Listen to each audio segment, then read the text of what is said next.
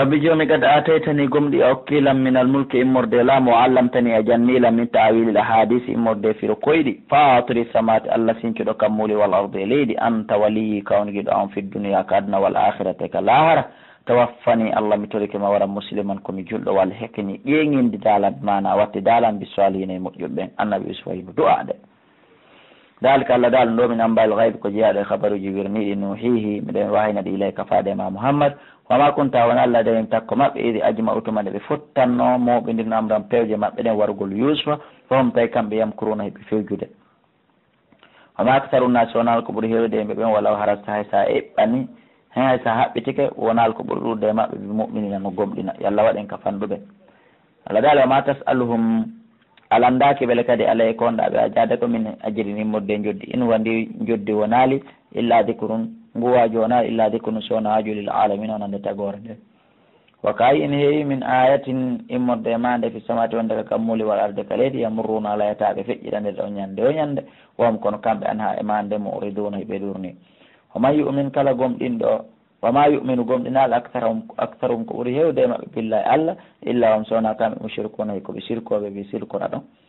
أفأمنوا إبهولي أن تأتيهم وان بأرتاب غاشية دارنغال من عذاب الله غاشية سدى من عذاب الله مرد لت الله دين بهولي دون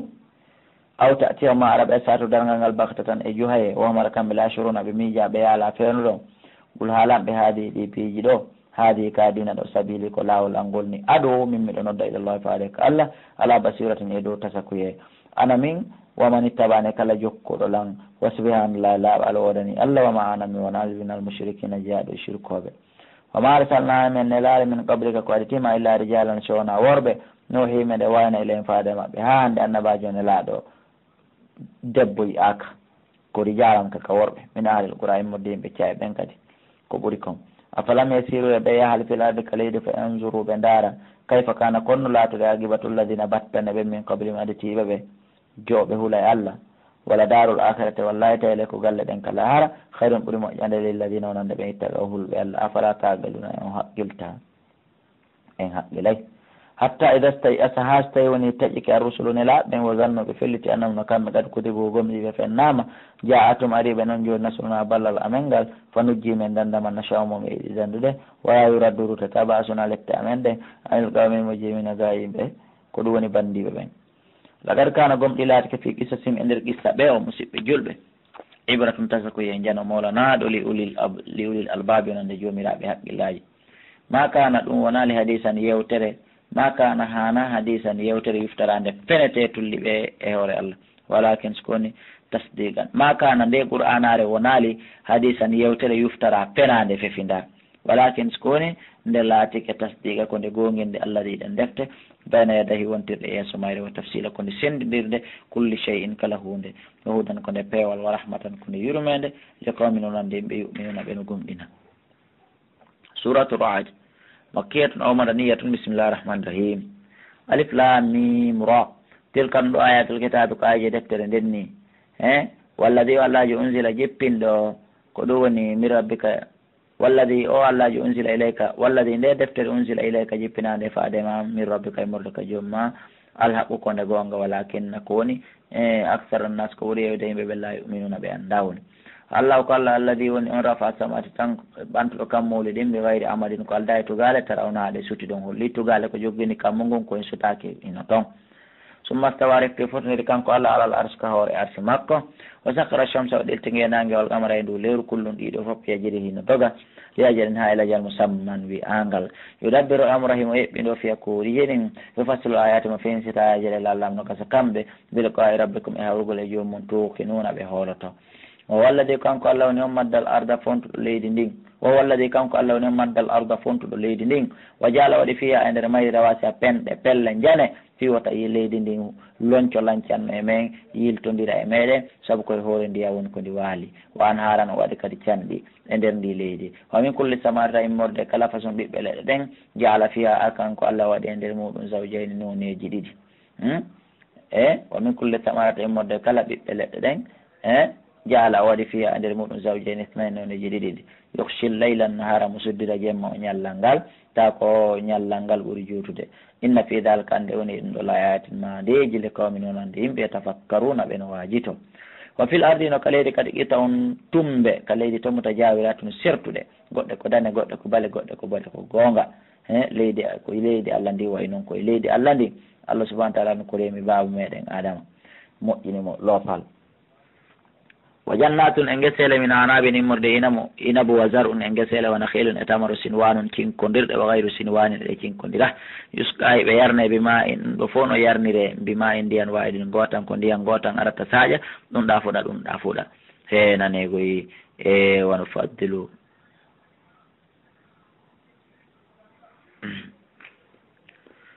wono faddulo meɗen ɓurna baada ha yoga e mum ala baada e do yoga meɗen ɓurɗindina ka welugol fil ukule ay ka ñamugol inna fi dal kande woni en ɗo la ayatin ma ndeji legawami noon ande yimɓe yaqilno ɓe no haqqila o en toji ba kasi hawnima mouhammadou fa ajalun hino hawnigoy fa ajabun hino hawni qawlum konngol maɓɓe ɗi ɓe wolata ɗi honde hon ɗum ayda kunna yusi men laatike turaban bumbulaydi a innano menen la fi halqin jadid mi wona e tagu hishu wata wonde ulaika alladina ko ɓe won ɓen kafari yedde ɓe birabbim joomi maɓɓe wa ulaika al aglal ɓeɗo noon kolomboje ɗen wono yeyi fiyanaqim kadaɗe maɓɓe wa ulaika ɓeɗo ashabu nar ko ɓen yimɓe yiite ngen hum kam e fiyaka nder yiite halidunan ko ɓe luttinte wa yastajilunaka ɓeno hawjinirandema bi sayyi'ati bone on nano hanirno gabral hasanati ko adi moƴƴere nde wa gada halata gom ɗi feƴƴi min qablim kadi tiɓe almasulatu yeruɓe maɓɓe sifaɓe maɓɓe inna rabbaka anduno joomi ma ladu mahfiratin ko joni yaafuyel innas wonandimi ɓen ala zulmi e dow tooña ko ɓe tooñata kon wa inna rabbaka anduno joomi ma la shadidul iqabi ko tiɗɗo lette wa yaqulu lladina ina wiya ɓen kafaru yedduɓe lawla anzila hanno jippine alayhi hoore mouhammadou o ayatu ma nde hollude ko annabajo mi rabbi immode ka joom makko Allah daali ko mone innama anta andu ammundirum ko a wajotoɗoɓe wali kulli qawmin haad no waɗani kala yimɓe no waɗani kala famille ko fewna ɓe mofte kala mofte Allah waɗaniɓe annabajo joni ka tawi annabi alaɗo quartier kala pays kala Allah subahana taala no waɗani ɓe kono ɗelti hino jannaɓe ko alɗa e landagol joddi sakko wona mi mara joddi komi yoɓa allahu ko Allah yaalamo ɓuuri andude ma tahmilu ko rondi allahu ko Allah yaalamo ko andi ma tahmilu ko reedi kullu unsa kala dayel ko woni ka nder ndiyan ka hoore leydi ka nder leydi ka hoore kammu kala ko tata de ƴettu ko reedu Allah hino andi wama tahidul arham e konko rengaji ɗin ɗuytata ma tasdade e konko ɗe ɓeydata ɓe ennen ka tafsir imamu tabari ɗuytogol renga on koko sonnajo on yiyata kon fiilaye e hoore reedu ɗum waray leer ka ƴiƴan fiilaye ɗan yaltata ɗon waray sikki wala fewn ɗon leer bobon no ɗuytade wa kullu shen kala hunde indaw ka makko ɓe mi ko darin ko eɓɓore eɓɓande alimul gaybi kanko nanɗo ko wirni wa shahadati e kene alkabir kanko e mawɗo almutaali kanko tuuɗo sawanno fata min komi moɗo man asarran qawla on mono suuɗa konngol oman jarabi en mono feññinalngol waman huwa mustakfin billayli e kommo woni emen on moltoto mustakfin moltotoɗo billayli jemma yaha bonnoya kanko Allah mo andi wa saribun e on mottotoɗo bin haari ñalorma yaha rawo ñalorma bonnoya ɓeɗo fof kanko Allah mo andi lawo no wodanimo kanko neɗɗo mo aqibatum sansodireɓe kono winda golleli makko ɗin kala futuro e kala alansara kala subaka no woodi sansodiroɓe min bayni yeda yeeso makko min halfi e ɓawa makko yahfazunahu hiɓe renamo min amrillahi modde fiyake Allah ɗen inna allaha no Allah la yugayiru o sansatama ɓe qawmin nema wonɗo yimɓe ɓe o nemini e maɓɓe hatta yugayiru ha ɓe sansama ɓe anfusihim on nema wonɗo kawnkiji maɓɓe ɓe watta bone haray Allah subahana taala sansa e kankan nema makko kan watta bone wa ida arada allahu salla fa alanama bi qawmin yimɓe suwan ko boni fala maradda lahu haray ala luttowo on bone mo Allah falana on tigi famalam alanaɓe min duni ko hewta Allah min wali nimmorɗi giɗo afwan wa malam alanaɓe min duni ko hewta Allah min waalin immorde giɗo mono itta ɓe lette ɗen walladi kanko Allah no yurikumul baraka mon holla maƴƴe ɗen hawfana ko kulol wa tama en ka tamaro o yunshi u sahaba himo dogina duule ɗen kanko Allah sikala tedduɗe o yusabbihu ra'du he oɗo malaikaji wiyeteɗo ra'du laamiɗo parñite ɗen o kadi no subbino bihamdi rabbi yetta bihamdi yettugol Allah wal malaikatu malaika ɓen foof min fefati ɓe murde kulol Allah fof no huuli kamɓe malaika ɓen ɓe huuli Allah subahana taala wa yursilu sawai kay mo wurta noon ɗeɗo par ñette fa yusibu wiya o heɓinaɗe ma inchallah mo yiɗi heɓinde wowa kanko Allah subahanahu wa taala yujadi wohum tawa noon kamɓe hooli ɗum ɗo fof yujadiluna heɓe weñjude Allah fillahi fi Allah yujadiluna ɓe wenja fillahi fi Allah wawa shadidul mihal tayle ko kanko Allah subahanahu wa taala no ɓurɗo sattude ko wiyete kon wenje lahu kanko Allah waɗani dawatul haqqi noddandu gongaru ɗum kala noddandu fenaderi o jeeya walladina ɗin yaduuna ɓen yaduuna on ɓe rewde min duni ko hewta Allah la yastajibuna lahum ɗin ɗi ɓeni rewde noon to takoɓe ɓe cheyin hay e hunde illa ka basit ka payi si wona tun no wawi wono fontuɗo ko ɗum woni newre makko nden junngo makko mo ilalma e faade ndiyam wonɗan ɗanka nder ko lorru liyabiluka fawa fiyo ɗan aru ɗan hewtana hoore majjan he ka hunduko majju o yara o ɗon ɗita o waɗali poore o jogiri o jippaki okki alalandi ene wama waɗan ndiyan ɗo wonali ɓe baaliri hewta e ɗammo ka ɓe baaliri hewta e ɗammo hi ɗan ndiyan ɗo wonali hewta e ɗammo pes donc ako noon kadi kala rewɗo rewa dewal pena ndewal tawina Allah subahana taala o rewi kono woni ɗo hettorta wama du'a al kafirina du'a heferaɓe wonali illa fi dalal ni sowona nder majjere walillahi ko Allah wonande Allah yasjudu woni sujjande mom fi samati kala wonɓe ɓenga kammuli wol arde ka leydi ko andingol ma amma wona mo ala sujjande Allah ko antardi o ɗendanangal piiji ɗi no sujjande Allah ka leydi ka kammo tawan e yiɗi wakkara hane yañi hay yimɓe ɓen no sujjande Allah no rewde Allah ko woni woɓɓe no rewde Allah e hoore yiɗi woɓɓe no rewde Allah e hoore añi heferaɓe ɓen kamɓe ɓe juurata ɓe janngata ɓe orata kono inchallah ɓe ñaamay ɓe yaray ɓe yahay hurgo ɓe foofay ɓe yaray koyeɗen anndi ɗum ɗo kadi ko ɗoftagol Allah ni kono nde ɗoftande ɗo koye hoore fiiɓa e feere ala donc holliɓe yoɓatake baraji e muɗum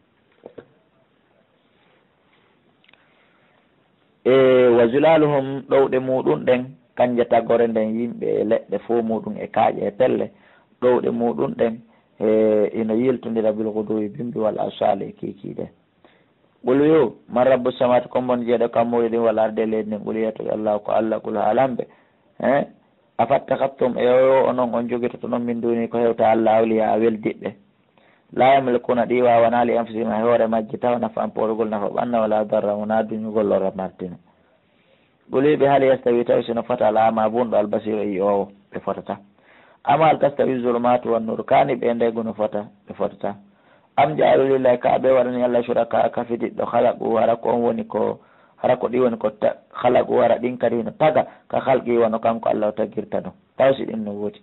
fota shabal hal wara tagu ngun nanditi alayhim e dow maɓɓe ɓe watti faytidirde kul haalamɓe Allah ko Allah haaliqun on tagowo kulli shay'in kala hunde wa huwa alwahidul qahhar kanko ni goto foluɗo yo Allah folin en anzala jippini mina sama ete kasama ndiyam fasalata ɗan ili awdiyatun e jooli ɓe kadariya embere ko ɗin jooli wowi ƴettude kon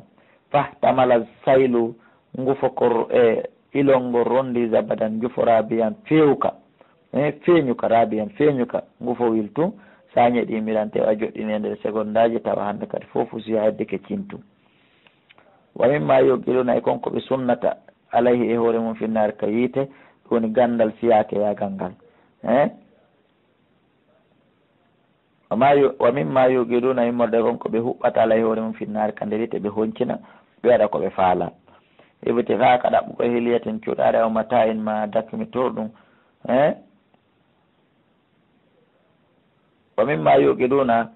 e konko ɓe huɓɓata alay hoore mum finnaari ka nder yite ibitata ka ɗaɓa ko heliyaten cuɗaari koɓe ɓorno o mata en ma miranje koɓe gollira ɗe anndi e kuyer kaalise no woodi ko nantita e ɗum zaba ɗum ɗo ko mbuso mislu sifa ko ngufo komi anndiɗa kono naa gootum kadalika ko ni adribullahu lhaqa Allah piirata goonga kam misangal ka goongaji wal batila e mere nday fa amma zabadu amma ngufo yahu ko fa amma zabadu amma ngufo fenande hoko fa yadabu kon ɗon ka yaha jufa an koka fuuyuka wa amma ma yam fa unnas amma ngufo nafay ko yimɓe ɓen ɗum woni kange jaman jeɗen fa yamkutu ɗum ɗon jottoy to fil ardi ka nder leydi ka fil ardi ka leydi fa yamkutu ɗum ɗon tabitay fil ardi ka leydi kadalika ko ni yadribu llahu l amtal Allah piiri misaluji ɗin lilladina wonande ɓe istajabu li rabbim notiɓe joomi mum no wodani ɓe alhusna moƴƴere walladina ɓen lam yastajibu law ɓe notaki Allah subhanahu wa ta'ala lam yastajibu law ɓe notakimo si Allah nangoyiɓe ñande dargal law anna lahum haysi hara hino wodannoɓe fil ardi ka nder ma fil ardi dendandangal kon gonka leydi jami an dendangal fiyo ɓe ƴettu ɗum ɗo ɓe sottira Allah ɓe jonna Allah Allah accita ɓe lette ɗen hara ɓe mari ɗum ɗo leydi ndin tewa mislaw e yeru mayri ma aw wattude e mayri wallahi qur'an wi en laftadaw bihi ɓe wakkito no ƴettugol ɗum sottoro saabu ko ɓe huuli lette Allah ɗen kom hande noon hiɗen landa ko siwa hewti ɗum fi ko natta saabu yen daɓi yiite hiɗen jooɗi e neldugol lankal e caabunu en ɗo hiɗen jooɗi wuddiri jawle meɗen ɗen